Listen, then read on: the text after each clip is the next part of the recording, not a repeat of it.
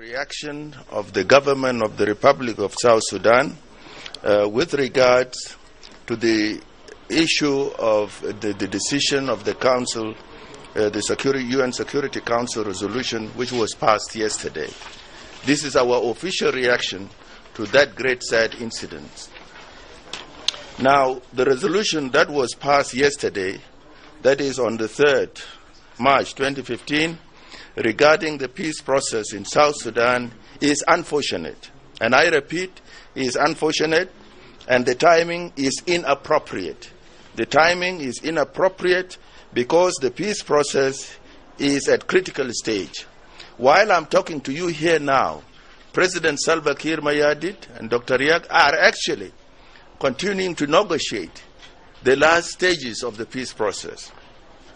The resolution came at a time when His Excellency President Salva Kiir and Dr. Riek Machar are currently engaged in close meetings in Addis Ababa to resolve the few outstanding issues in the process, a few meters away from where we are standing now. It is extremely disappointing that the United States of America, which has played a leading major role in ensuring the signing of the Comprehensive Peace Agreement, CPA, resulting in the independence of the Republic of South Sudan, which reaffirmed our pride, our dignity, our independence, and our freedom for all the people of South Sudan. And I think that is very, very, very important. And in fact, it was the leading architect of this unfortunate and sad resolution today about talking on sanctions on this young country, the Republic of South Sudan. Peace cannot be negotiated and reached under threats of sanctions. You don't have to have peace under threats, especially when you are discussing peace. Moreover, the unprocedural method adopted to pass this resolution completely undermines the efforts of the government of the Republic of South Sudan, the IGAD, and the African Union, who have been working day and night to bring peace since the outbreak of crisis in December 2013 in South Sudan. This decision completely blocks the peace process. If people are looking who is blocking peace process, the decision of sanctions actually blocks the peace process. It has also brought into question the agreed partnership between the United Nations and the African Union. The people entrusted by the international community is the IGAD and the African Union to resolve this process, to mediate this process. They should have waited to see the decision of IGAD, to see the decision of African Union before they take this decision. Now, His Excellency President Salva Kiir Mayardit, because of his commitment to bring peace to the people of South Sudan, has already issued Republican orders of declaration of general amnesty for those fighting against the state, 2, unilateral declaration of ceasefire. His Excellency President Salva Kiir Mayardit, also in his capacity as the chairperson and president of the ruling party, the Sudan People's Liberation Movement, in that great capacity, he also gave directives to implement the Arusha SPLM reunification agreement. All these positive steps are intended to strengthen the cessation of hostilities that we signed here in January 23, 2014. This is strengthening the peace process itself. And I think this needs to be encouraged by countries, by the members of the P5 of the Security Council. You need to encourage those who are bringing peace to our country. We do care for our people. We do care for the suffering of our people. We appreciate the help that friends can give us. And the friends should encourage peace, not to give punishment. In conclusion, members of the press, I would like to say this.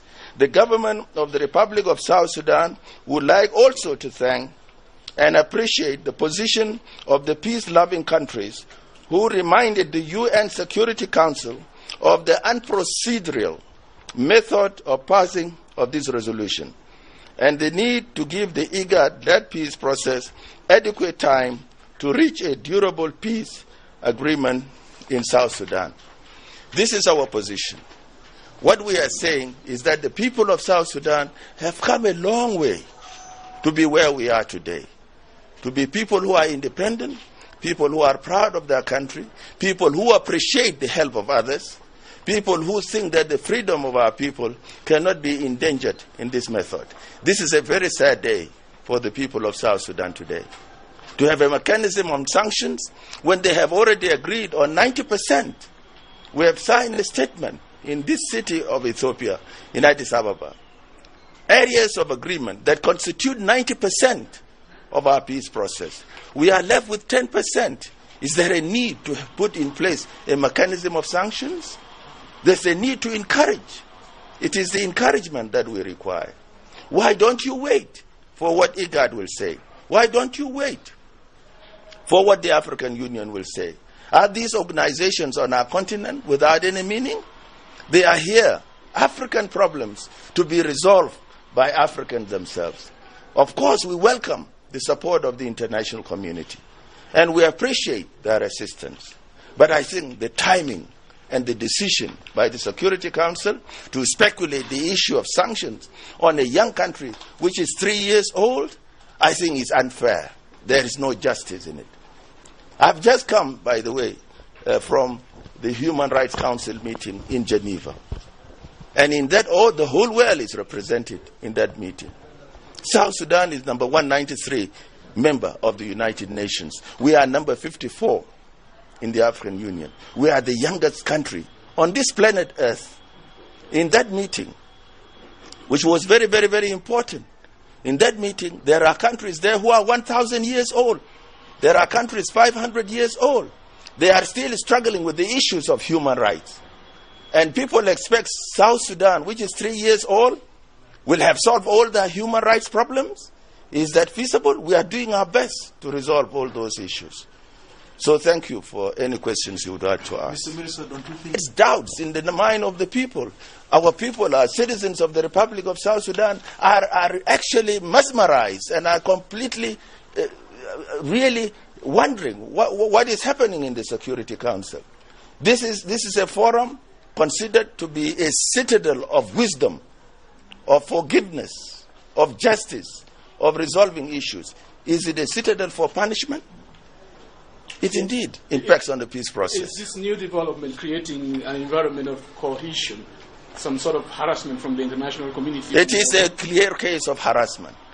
You are harassing a young nation. You are killing a young child, a young member in the family of nations, in the family of the community of nations.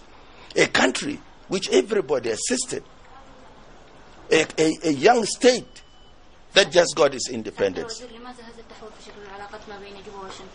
لا علاقتنا مستمر هنتحدث معهم إنما نوريهم إنه هذا القرار قرار غلط قرار ما عنده منطق لأنه المفروض يعرف الظروف إن الحوار الآن للسلام ماشي على طريق صحيح حلينا 90% من المشكلة باقي لنا 10% فلذلك لابد يكون في تشجيع للسلام مش عقوبات في فترة دي. طيب في رأيكم لماذا هذا القرار في هذا التوقيت؟ هذا القرار في وقت غلط وقت ما مناسب إطلاقا لأنه that's why we call it is unfortunate and inappropriate timing for such a decision to be taken at this time. We are all waiting here, including you, ladies and gentlemen. You are waiting because the principles are inside now.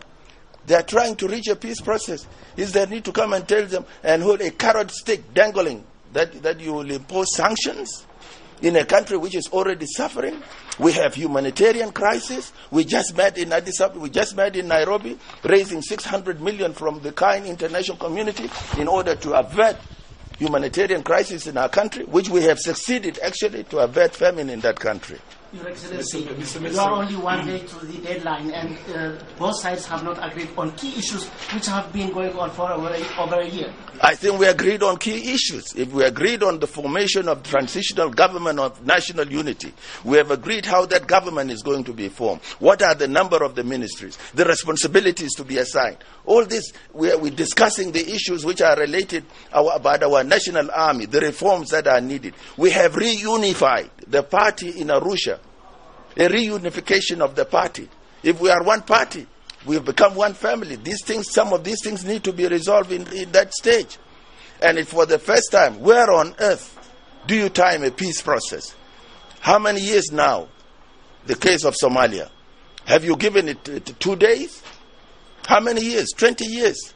What has happened in Central African Republic? Have they reached anywhere in peace? What have you seen in Mozambique?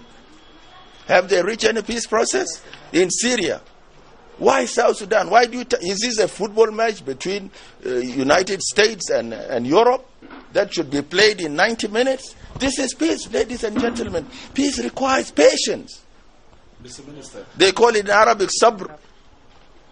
What can you tell us about the current breakthrough? He determined, is committed to peace. That's why he issued amnesty for those fighting against the state.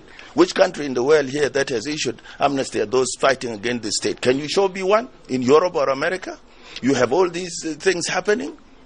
He has issued unilateral ceasefire to strengthen the peace process. Is that not a commitment? They are now sitting there day and night in order to resolve this issue. Why don't we encourage that? Do we need to have sanctions?